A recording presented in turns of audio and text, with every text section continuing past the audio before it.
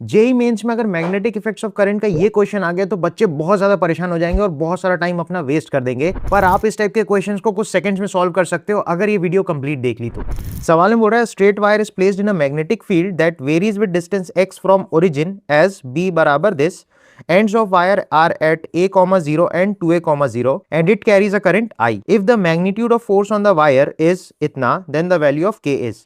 तो क्वेश्चन बोल रहा है अगर ओरिजिन आप सोचोगे, ओरिजिन पे a, 0 से लेके 2a, 0 तक सपोज एक ऐसी वायर गई है, अब इसमें एक करंट आई जा रही है। अब उसने बोला है जो मैग्नेटिक फील्ड है वो के कैप डायरेक्शन में मतलब बाहर निकल के आ रही है, तो अपन बोल सकते हैं मैग्नेटिक फील्ड जो है वो बाहर की तरफ है बी और उसकी वैल्यू ये अपन को दे रखी है क्वेश्चन में। अब अपन को पूछ रहा है इस मैग्नेटिक फील्ड की वजह से इस वायर पे फोर्स कितना होगा, तो हमको पता है किसी भी मैग्नेटिक फील्ड की वजह से करंट कैरिंग वायर पे फोर्स लगती है I D L cross B, right.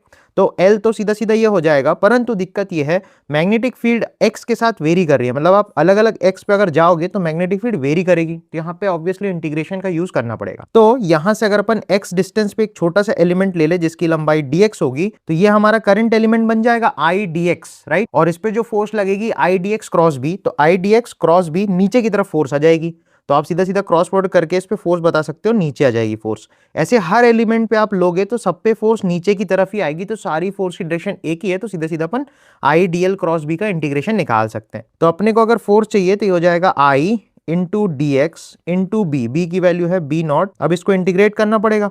अब एक्स में लिमिट कहां से कहां तक लगेगी, यहां से लेके यहां तक लगेगी, तो ये दूरी ए है और ये दूरी 2a है ओरिजिन से, राइट। तो ये लगेगा a से लेके 2a तक, तो हो जाएगा आई बी नॉट बाहर ले लो, 2 माइनस एक्स अपॉन ए इंटू डी एक्स का इंटीग्रेशन हमें करना है, राइट।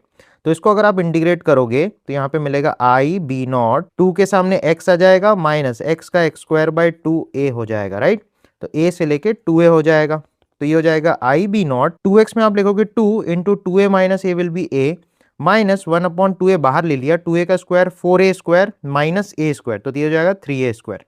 तो a से a के कटेगा तो 2a माइनस 3/2a, 2 में से 1.5 गया तो आधा बचा, तो हो जाएगा आई बी नॉट a बाई 2। तो हमको फोर्स की वैल्यू ये मिल गई और यहाँ पे फोर्स ये दे रखा है, तो अगर हमें यहाँ से k निकालना है तो दोनों फोर्सेस को इक्वेट करा सकते हो।